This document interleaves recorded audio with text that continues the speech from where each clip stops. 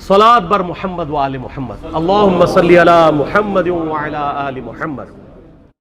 वाक़या करबला इससे रिलेटेड नहीं है कि जी उनके ऊपर पानी बंद हो गया, उनके ऊपर जुल्म हुआ, कितने बंदे शहीद हुए, ये सेकेंडरी चीज़ है। असल चीज़ है करबला हुई क्यों, क्यों नबी इस्लाम की मेहनत को 50 साल के अंदर इस लेवल तक पहुंचा दिया गया कि हज़ारों सहाबा जिंदा हैं और नबी सल्लल्लाहु अलैहि वसल्लम की पूरी औलाद ज़बह कर दी जाती है। हम तो ये कह नहीं रहे कि कैसे ज़बह किया उन्होंने, आरी चलाई थी या तलवार चलाई थी, ये तो वाक़या करबला तो सबको पता है, इनकी शहादत भी सबको पता है। जामिया तिर्मिज़ी में हदीस है, हसन हुसैन जन्नती नौजवानों के सरदार हैं और इनकी वालिदा जो है वो जन्नती औरतों की सरदार हैं। और अल-मुस्तदिल हाकिम में हदीस है, हसन हुसैन जन्नती नौजवानों के सरदार हैं और उनके वालिद उनसे भी बेहतर हैं। तो ये तो डेफिनेट हदीसें हैं, ये तारीख तो नहीं है, नबी इस्लाम के फरामीन है। तो इनकी मौजूदगी में इनके साथ ये कुछ किया जाए तो हम निटी ग्रिटीज में नहीं पढ़ते, हम उस थीम के ऊपर कि ये कौन सी चीज थी जिसने खिलाफत राशिदा को मलूकियत में बदल दिया, हम उस थीम के ऊपर बात करते हैं। हम कहते हैं छोड़ दे, बंदे हिंदे छोड़े, अल्टीमेटली क्या निकला है, किसकी वजह से हुआ है, वो तो हदीस की किताबों में मौजूद है। हम कब कह रहे हैं खुफिया कैमरे लगा गए जी किसने गोली, पहला तीर किसने चलाया, ये वो हम तो बता रहे किसके दौरे हुकूमत में हुआ और उनका अपना किरदार क्या था, उसको किस तरीके से ला के तख्त पे बिठाया गया, वो सारी की सारी चीज़ें तो सामने हैं। वो तारीख की किताबें नहीं है, हदीस की किताबें हैं। अगर आप कहते हैं कि बुखारी मुस्लिम से हमने सिर्फ रफुल यदैन की हदीसें लेनी है या ईमानियात की हदीसें लेनी है और बाकी जो बुखारी और मुस्लिम में आले उमैया की बदमाशियों को नंगा किया गया है वो हमने नहीं लेनी है, तो सर फिर आप अपने आप को क्लियर कट, फिर हम आपसे वाक़या करबला नहीं डिस्कस करेंगे, हुज्जियत हदीस में बात करेंगे। आपको अपने आप को मुनकरीन हदीस कहना पड़ेगा, ये आप स्क्रूटनी कैसे करेंगे। इससे बड़ी बात मुझे ये बताएं कि अजमत सहाबा बड़ी चीज है या अजमत मोहम्मद रसूलुल्लाह सल्लल्लाहु अलैहि वसल्लम। तो बरेलवी यही तो रोना रो रहे हैं, वो कह रहे हैं जी कुरान में थोड़ी आयत है, आप फिर मुड़ मुड़ के पढ़ते हैं कुल इन्नमा अना बशरुम मिस्लुकुम, इसमें तो नबी इस्लाम की तनकीस हो रही है। तो हम उनको क्या कहते हैं कि तनकीस मकसद नहीं, नाउज़ुबिल्लाह ना हो रही है, आप अफजलुल बशर हैं लेकिन आपकी स्पीशीज बशर है, यह हम अपना अकीदा समझते हैं, वो उसको तनकीस शुमार करते हैं। तो फिर उस वक्त आप भी बरेलवियों की बात मान के तो ये आयात पढ़ना छोड़ दिया करें। आप कहते हैं नहीं आयात है क्यों ना बयान करें, तो हम भी कहते हैं अहदीस है क्यों ना बयान करें कि सही बुखारी में हदीस है 2812, अम्मार को एक बागी जमात कत्ल करेगी, वो जमात दोज़ख की तरफ बुला रही होगी और अम्मार उनको अल्लाह और जन्नत की तरफ बुला रहा होगा। अब इसके नरगे में जो जो आता है वो आए, मैं अपने नबी से टक्कर ले लूं आप लोगों के मुंह का ख्याल रखते हुए कि मैं नबी इस्लाम को कहूं कि आपने क्यों ऐसी बात कर दी कि मौला अली के मुखालफीन को आपने दोज़ख की तरफ बुलाने वाली जमात कह दिया। तो ले आप टक्कर, जाएं सीधा दोज़ख में और थोड़ी जुर्रत करें, आप ये कहा करें कि ऐ अल्लाह, अपने लिए कहा करें कि अल्लाह ताला आपका हशर यजीद और यजीद के अबा अजदाद के साथ करे और उसकी औलाद के साथ। हम कहते हैं कि अल्लाह ताला हमारा हशर जो है वो मौला हसन हुसैन, मौला अली अलैहिमुस्सलाम अजमईन और अहले बैत के साथ करे, आमीन। और आप में तो इतनी जुर्रत नहीं आप ये बात भी कर सके, क्योंकि इनको पता है। तो नबी इस्लाम की अहादीस को बयान करने को ये समझते हैं कि जी इससे मुसीबत खड़ी हो जाएगी, तो अपने आप को मुनकरीन हदीस डिक्लेयर करें, फिर हुज्जियत हदीस का मुकदमा डिस्कस होगा, फिर करबला नहीं डिस्कस होगी। और ये टीवी पे भी आके मौलवी बैठे होते हैं, सुन्नियों के भी शियों के भी, मुड़ मुड़ के जी वो यजीद ने ये कर दिया। वो यजीद ने क्या किया है यार, वो तो सिस्टम का नुमाइंदा बन के आया जो पीछे से खराब था। यजीद को लेके बैठे हैं, यजीद यजीद यजीद यजीद, भाई पीछे से मामला खराब हुआ है। अगर नहीं यकीन आता तो ये बुखारी मुस्लिम की मैंने ऑलमोस्ट 200 से ज्यादा हदीस मेन स्ट्रीम की किताबों से अक्सर बुखारी मुस्लिम जमा किए, पढ़े।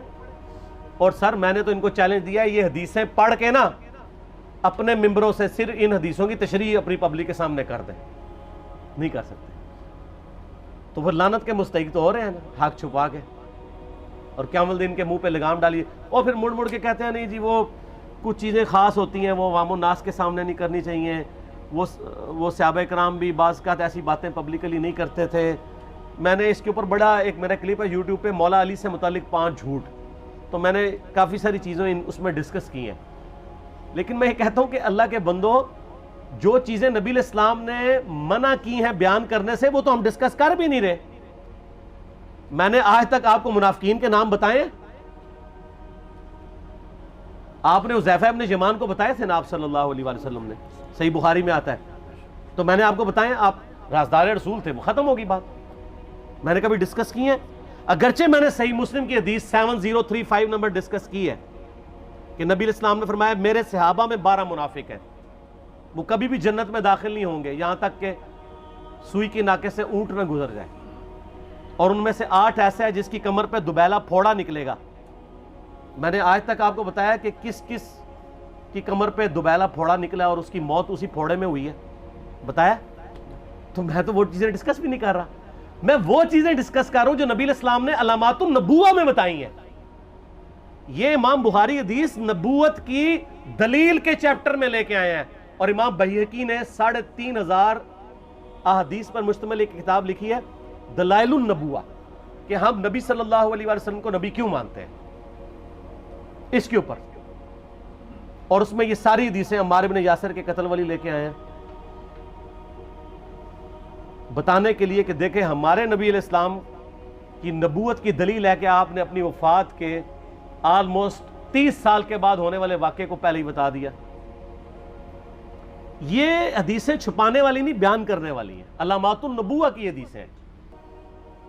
आप कहते हैं छुपाएं, अगर कोई हदीस दुनिया में नहीं छुपाई जा सकती ना, तो अलामातुन नबुव्वा वाली हदीस है, क्योंकि वो तो नबी सल्लल्लाहु अलैहि वसल्लम की नबूवत को जस्टिफाई करती है। वरना मेरा एक मासूमाना सवाल है कि नबी सल्लल्लाहु अलैहि वसल्लम ने ये बातें करके इनके ज़ोम में नाऊज़ु बिल्लाह उम्मत को मुसीबत में डाल दिया। आपने खुद ही फरमाया कि ये होगा, क्यों फरमाया आपने? मैं तो बयान करके मुजरिम हूं, तो जिसने मुझे खबर दी है उनके बारे में आपका क्या ख्याल है? ये मुस्नद अहमद की हदीस ये मैंने घर बैठ के बनाई है कि मेरी बीवी का क्या हाल होगा जिस पे हौब के कुत्ते भौंकेंगे। तो सैयदा आयशा से मुझसे ज्यादा नबी इस्लाम को मोहब्बत थी, लेकिन आप अल्लाह के पैगंबर थे, आपने अपने घर की खबर भी नहीं छुपाई, बता दी कि ये होगा। और इससे बढ़ के आप सही बुखारी में देखें, अम्मार इब्न यासिर का खुतबा है। मैंने ये सारा, परेशान नहीं होना, ये रिसर्च पेपर में सारा कुछ मौजूद है, और कोई चीज़ भी ऐसी नहीं जो इसमें स्किप हो। सही बुखारी में खुतबा है कि अम्मार इब्न यासिर को मौला अली ने भेजा कूफे में। कूफे वाले न्यूट्रल हो गए थे क्योंकि बसरा से सैयदा आयशा आ रही थी, और वहाँ पे उन्होंने कहा ना हम सैयदा आयशा का साथ देंगे ना मौला अली का देंगे। तो अम्मार इब्न यासिर को तैयार करने के लिए, यानी वहाँ के जो अवाम थी इस किताल के लिए, मौला अली ने भेजा। तो सैयदना अम्मार इब्न यासिर ने वहाँ पे कूफे के मिंबर पे खुतबा दिया। बुखारी के अल्फाज हैं, ऊपर वाली सीढ़ी पे अम्मार इब्न यासिर ने हसन इब्न अली को बिठाया, हालांकि हसन इब्न अली से 4 गुना बड़ी उम्र थी अम्मार इब्न यासिर की, 90 प्लस हो चुके हुए थे, 3-4 गुना उनकी उम्र थी, लेकिन अहले बैत का एहतराम किया। खुद निचली सीढ़ी पे बैठे। बुखारी के अल्फाज हैं कि ऐ लोगों, अल्लाह ने तुम्हें आजमाया है, एक तरफ दुनिया और आखिरत में तुम्हारे नबी की बीवी है सैयदा आयशा, दुनिया और आखिरत में, यानी इज्जत अपनी जगह कायम। यहां लोग समझते हैं किसी की गलती आ गई तो पता नहीं क्या हो गया, वो यार उसका मर्तबा अपनी जगह है, गलती अपनी जगह है, पैगंबर नहीं है वो। और दूसरी तरफ अली इब्न अबी तालिब है। अल्लाह अब देखेगा तुम आयशा की इताअत करते हो या अल्लाह की, अली की नहीं अल्लाह की। क्यों? या अय्युहल्लज़ीना आमनू अतीउल्लाह व अतीउर रसूल व उलिल अम्रि मिनकुम। उनका उलुल अम्र मौला अली है, उनकी इताअत वाजिब है। ये अल्लाह ने आजमाया है कि अल्लाह की इताअत करते हो या आयशा की। और आप हैरान होंगे, ये हदीस इमाम बुखारी हजरत आयशा की फजीलत वाले चैप्टर में लेके आए हैं। अगर इमाम बुखारी मशवरा कर लेते ना नासबियों से, तो इन्होंने कहा था सर आखिरी सही रखो, पिछले वाला रहने दो, बल्कि पिछले वाला रखो आखिरी वाला रहने दो, कि आयशा दुनिया और आखिरत में। वो हदीस घटने का मैं आपको तरीका बताता हूँ, काट छांट करने का। वो आधी हदीसें लिखते हैं ना, आधी हदीसें ऐसे लिखते हैं इमाम बुखारी कि सैयदा अम्मार इब्न यासिर ने खुतबे के दौरान फरमाया कि सैयदा आयशा दुनिया और आखिरत में तुम्हारे नबी की बीवी हैं, बस। लेकिन इमाम बुखारी ने पूरी हदीस ली है, आगे वो भी डाला है कि अल्लाह आज़मा रहा है कि आयशा की इताअत करते हो या अल्लाह की, जैसे आपके उलमा कर रहे हैं। सही मुस्लिम की हदीस 6488 आदि बयान करते हैं सारे मौलवी, बरेलवी, देवबंदी, अहले हदीस सब। मेरे सहाबा को बुरा मत कहो, अगर तुम में से किसी ने ओहद पहाड़ के बराबर भी सोना खैरात कर दिया और मेरे सहाबा ने एक मुद यानी 600 ग्राम खैरात की, आधा किलो, उसके आधे को भी नहीं पहुंच सकता, बस। हालांकि ये मुस्लिम की हदीस स्टार्ट इससे होती है कि अब्दुर्रहमान बिन औफ को खालिद इब्न वलीद ने गालियां दी झगड़े के दौरान। हालांकि दोनों मुसलमान थे, दोनों सहाबी थे। आपने हजरत खालिद इब्न वलीद को बुला के डांटा, फरमाया तुम मेरे सहाबा को बुरा मत कहो। तो खालिद इब्न वलीद ने तो आगे से नहीं कहा हुजूर मैं भी सहाबी हूं। उनको पता था कि अब्दुर्रहमान बिन औफ ने उस वक्त इस्लाम कबूल किया जब इस्लाम का मतलब था मार, तकलीफ उठाना, और खालिद इब्न वलीद ने गोल्डन पीरियड में सुलह हुदैबिया के बाद इस्लाम कबूल किया। तो मैं, अब तुम लोग ये कर रहे हो, तुम लोग अगर ओहद पहाड़ के बराबर भी सोना खैरात कर दो, यानी सुलह हुदैबिया के बाद वाले लोग मेरे इनके बराबर नहीं हो सकते। और जो फतह मक्का पे माफिया मांग के मुसलमान हुए हैं, तुलका, मुअल्लफतुल कुलूब, आले उमैया, उनका तो लेवल ही कुछ नहीं है। यहां तो खालिद इब्न वलीद के बारे में बात की जा रही है। और फिर वो मुअल्लफतुल कुलूब अपने जमाने में मेंबरों पे सब्बो शतम करवाएं सैयदना अली पर, तो सबसे पहले तो उनको कहना चाहिए जिनके बारे में हदीस थी कि तुम सहाबा को गाली मत देना। हमने तो खैर कभी दी भी नहीं है। और मैं ये आखिरी जुमला इनको ऐसा बोलता हूं कि जो इनके दिमाग तक ड्रिल कर जाएगा कि आले उमैया ने जो कुछ अपने दौर के अंदर सैयदना अली की गुस्ताखियां की हैं ना, हमने तो वैसी कोई एक गुस्ताखी भी आले उमैया के बारे में नहीं की है। मैंने आज तक आले उमैया के ऊपर बाई नेम किसी के ऊपर लानत की है? हालांकि ये मौला अली पे करते रहे, ये है लानती खुद हो गए ना। जब मौला अली पे लानत की तो लौट आई। मुस्नद अबी आला में सही सनद के साथ हदीस मौजूद है, मुस्नद अहमद में भी मौजूद है कि सैयदना अली को जिसने गाली दी उसने रसूलुल्लाह को गाली दी सल्लल्लाहु अलैहि वसल्लम। जब उम्मे सलमा ने कहा था, शेख जुबैर साहब ने इसको तहकीम में सही लिखा हुआ है फुट नोट के ऊपर, कि लोगों तुम्हारे मेंबरों पर रसूलुल्लाह को गालियां दी जाती हैं, तो उन्होंने कहा माज़अल्लाह, हम कब कहेंगे, ऐसा नहीं हो सकता। तो उम्मे सलमा ने कहा तुम लोग अली और उससे मोहब्बत करने वालों पे गाली गलोच नहीं करते हो क्या? जबकि मैं नबी की बीवी कहती हूं कि सबसे ज्यादा रसूलुल्लाह से मोहब्बत, सैयदना अली से मोहब्बत नबी सल्लल्लाहु अलैहि वसल्लम करते थे। लिहाजा जब ये तुम कहते हो ना अली पर लानत, अली से मोहब्बत करने वालों पे लानत, तो ये लानत तो तुम नबी अलैहिस्सलाम तक लेके जा रहे हो, नाऊज़ु बिल्लाह। क्योंकि अली से मोहब्बत करने वाला तो पहले नंबर पे नबी सल्लल्लाहु अलैहि वसल्लम है। और फिर कहते हैं सब का मतलब तनकीद है। और ना, पुरानियां गल्लां, पुराने बाबे, पुराने बुजुर्ग, झूठे हो। सही मुस्लिम खोलो 6229, गदीर खुम से अगली हदीस, लान अल्लाहु अबा तुराब के अल्फाज है, मट्टी वाले अबू इब्ने अबी तालिब पर लानत, ये अल्फाज मौजूद है। सबका तर्जुमा लानत ही है, तनकीद नहीं है। अच्छा, फिर मेरा मासूमाना सवाल है कि इसका मतलब है सहाबा पे तनकीद करना अच्छा काम है? कहेंगे नहीं। तो बताओ ये बुरा काम कौन करता था? शिया का अब्बा कौन है?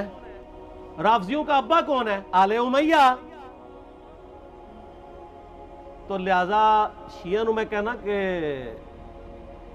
तुसी शेखैन के ऊपर बकवास और तबर्रा करने की बजाय ना, आप लोगों को हकायक बताएं कि टूटी कमंद कहां। ये सब मुजरमीन आले उमैया है।